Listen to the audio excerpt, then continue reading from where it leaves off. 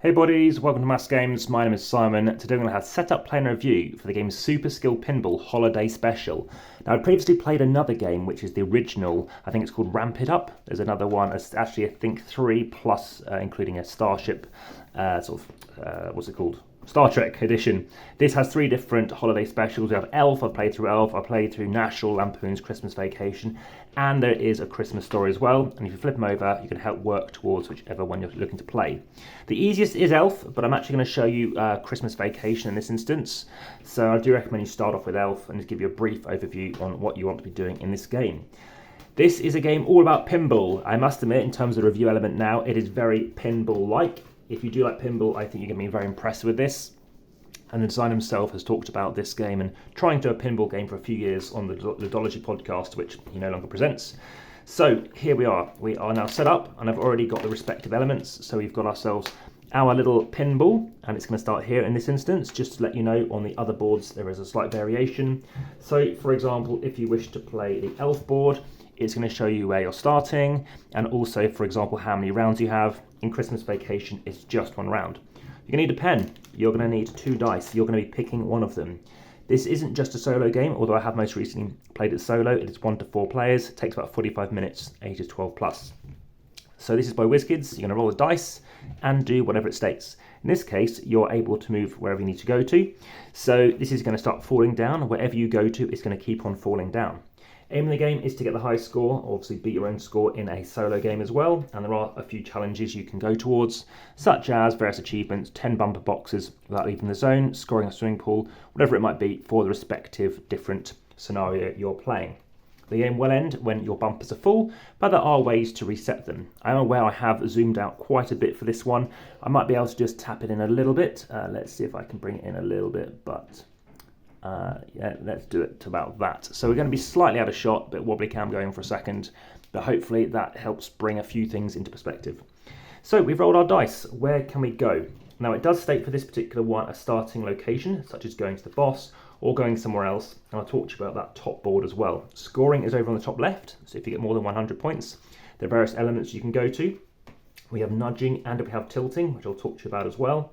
So like I said, it's just 1 round, and you're starting the game, and you'll be filling in this Jelly of the Month club. So initially, we're scoring 1 point whenever we happen to be looking to score this. However, when you roll doubles, you can cross it off and then score up the next bit, which is Nice Dinner, Trip to Woolly World, and Swimming Pool. And yes, I have managed to hit, in this case, 3 doubles to reach Swimming Pool, and then it resets back again. Okay, so let's talk about where you're starting. You may move the ball to either the bumpers or the boss targets in the top zone, up here or down here. So roll this 5 and a 1. For now, let's just cross off this element down here. So if we move up slightly, we have got this 1 down here. So I'm going to cross this 1 off just down out of shot. I've maybe zoomed out a bit too much. I did test this a little bit, so I think we'll go back to, there we go, 0.8, so I think that's fine. Cool. So we've now crossed off this bottom location. Now what happens? Well, because it's a bumper, it's going to fly up. It's a yellow bumper, so it flies up to the boss zone. You're going to roll your dice again. And in this case, we've got 4 and a 3, so we're going to cross off a 3. A solid line means it's a set in this instance, which means you then can erase it once the set is complete, and you're going to score yourself a point. So now it's going to drop down. It's going to drop down here. I think you can pick any of these locations. In this case, please let me know in the comments you do the best. Over here, there's again a set over here, a 6 or a 5. Let's cross off this. So we're going to get yourself a point up here. Just so you can see, I've marked myself off a point. Then I'm going to drop down again, a 5 and a 1. So we've got sewage gas, so we've got a 1 over here. This instance though, you can cross off either of them, I recall, based on the other ones, but just for now, we'll just cross off 1, give ourselves another point, drop down again. This time, you've got a 5 and a 4. You can pick over here. In this case, yeah, we're going to cross this off. Now, the example I saw with Elf is you cross off both. So again, you've crossed that off. And then you're now obviously pinging upwards. This kind of time we're going over towards the bumpers, which is my favourite part of the game. Probably for yourself as well, if you like playing pinball. And then you're going to drop down. In this case, you can do either this, or if we happen to the G and the H, we can do the middle section. And these are erasable, as you can see.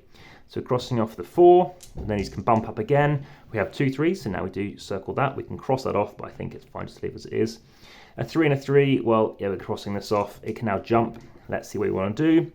Let's spread ourselves over and go over this way, which gives us more chance to maybe get a 5 or a 6, maybe. 2 3s, all right, and we're up to Woolly World already. And now we've got 2 3s, so in this case we can't get a 3. So I could either drop down, or let's try nudging.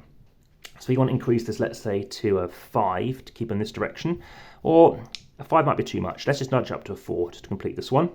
So we're nudging up to 4. The difference is 1. So we've increased it by 1. You only have 3 of these the entire game. So these double lines mean it's a once per game thing. Then you roll again. In this case, the difference is only 1. It's fine. If it's 1 than or greater than, you're fine. But if it's a small difference, you're in trouble because that's going to end your game. You've at most 3 nudges in the game as well.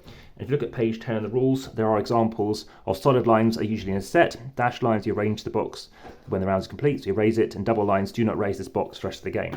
So here we are, going to be pinging back and forth. In this case, you can be scoring all 12. But when you do complete all the 5 lights, you can score 5 points, or however many lights you've managed to cross off, then you're going to get yourself points. So when I've been filling in these 2, you're going to cross off 2 up here, and then you can score a times by multiple of 1 for 1. But in this case, at the end of the game, you can also score 1 point for every 2 lights you have. That's how it's going to work. Sometimes when you complete like the tree bonus or the turkey bonus, you can score the Christmas bonus twice. You can clear the bumpers, as I did in my last game. You could also sometimes go to the side and maybe score 2 points, or in this case get 3 light bulbs, which might give you 3 points for completing the light bonus, or they might just give you 1.5 points. So that's why it's a nice option in terms of where to go with. Obviously 2 points again at the end of the game, as we mentioned, and you can go to the outer boxes, but that will end your game. There we are. So quick run through of that particular game, and I said there are 3 different scenarios you can play. How do I compare it to the others? Well, I do like the theme, in particular setting, being a holiday. I did feel like I'm going to Wally World and stuff like that. Bumpers are in the other game I played. Very much enjoy the bumpers, like pinging them off and keeping up here. As they drop down, you're going to go this way, and then you might end up going this way. Trying to keep things even. Classic dice statistics and distribution, trying to keep an eye on that. I do like moving this, but typically you're not moving it. I find I'm going here, crossing it off, as you saw, going down here, then going down here. I don't need to be moving this around. It's a bit of an obstacle in my view. You may have seen my dice distancing video. I think that's dice distancing 72. See how far dice roll. These are plastic and whether or not you need a dice tray. If you are interested, please of course hit the like button, share button and the notification bell so you can keep an eye out on future videos. So please hit that subscribe button. More videos by WizKids and probably more roll and writes coming as well. This is going in the roll and write playlist. It's also going in AmassGames playlist, how to set up play and review playlist, amongst others. Apart from that, there are occasionally competitions via Patreon, so also you can check that out via Linktree, but they are time sensitive, so they do disappear, to keep checking back. Also, please head through to Facebook to join the discussion there, and there are over 2,800 posts over on Instagram. But for now, thanks very much for watching. This has been Super Skill Pinball Holiday Special, and for now, back to the table.